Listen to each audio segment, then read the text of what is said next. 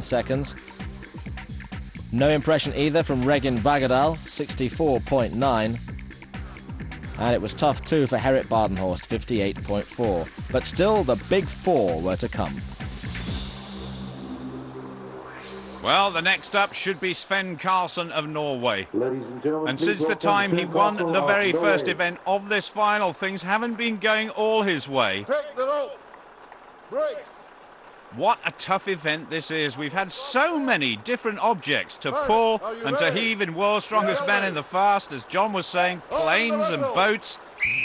This surely has got to be one of the heaviest we've ever seen.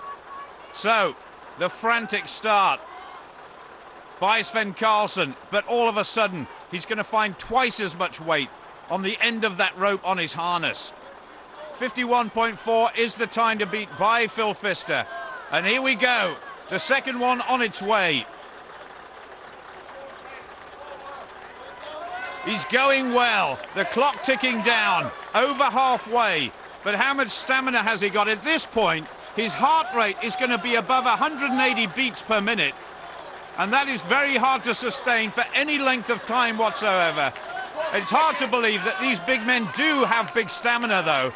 Now, he's got to get the lorry over the line. He's got to keep driving those legs.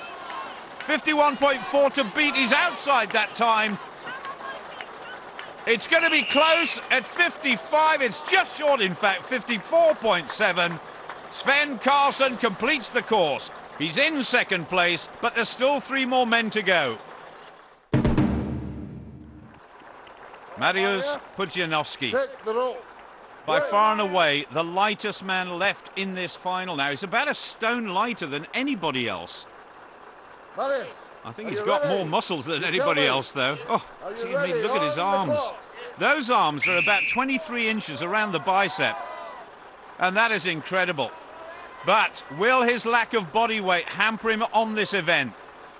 He's got to stay low. He's never done this sort of event before.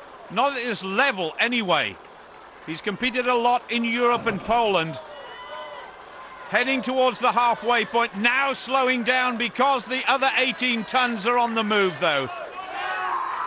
Pudzianowski, superb with 1 victory in the final so far. And this is very, very first World's Strongest Man final.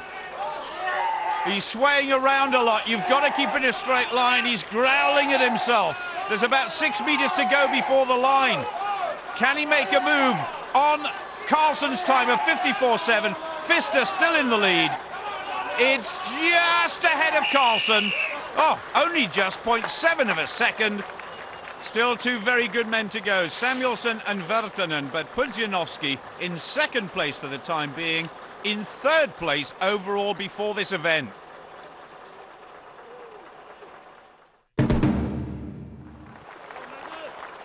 Magnus Samuelsson, if he's got any dreams at all of being the champion for the second time in his life, you get the feeling that time may be running out unless he wins this event.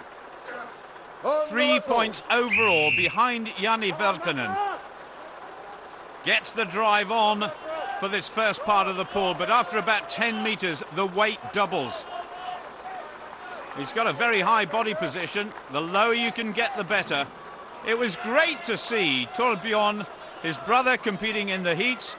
Can you imagine what his mother's food bill must have been when they were both living at home?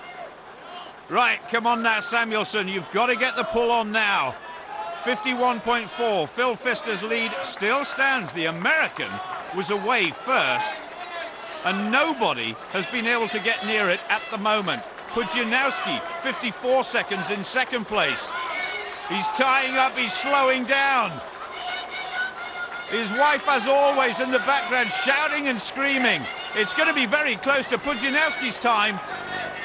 The clock stops now, 54.2, just 0.2 of a second away from second place. And Samuelsson really suffered in that event.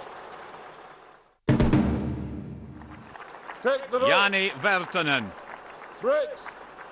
I'm not going to say he's got the pleasure of going last, but I think it will be an advantage. He's had longer time to rest from the previous exertions, and he knows now exactly what he's got to beat. He won the plane pull last year in World's Strongest Man, so he's got form. Oh, he's got away quickly. This is good. It's low, it's very precise and very neat footwork and keeping in a perfectly straight line. He won the last event. Can he make it 2 in a row? This is tremendous stuff from Janne Virtanen. Only 2 events to go after this one. And if he can win this one, it would be a tremendous advantage. He'd have a big points cushion over the rest. It could be as much as 6 points. Coming towards the finish, 51.4 to bit, but like Samuelsson before him, he's slowing down. He's definitely slowing. It's still very quick, though. A few inches to go. He's going to win it. He's going to win it. That is tremendous. The only man to go beneath 50 seconds. He's got it. 49 seconds exactly. That is just what the Finn needed. Another 10 points. Just the job. Well, last year's runner-up beginning to look like this year's winner, and he'd have been equally pleased with Pfister getting second place. I'm not happy yet, but if I win again tomorrow, I'll be very happy. Those 2 consecutive big wins for the Finn means his 2 main challengers have to make up 6 points in the final 2 events.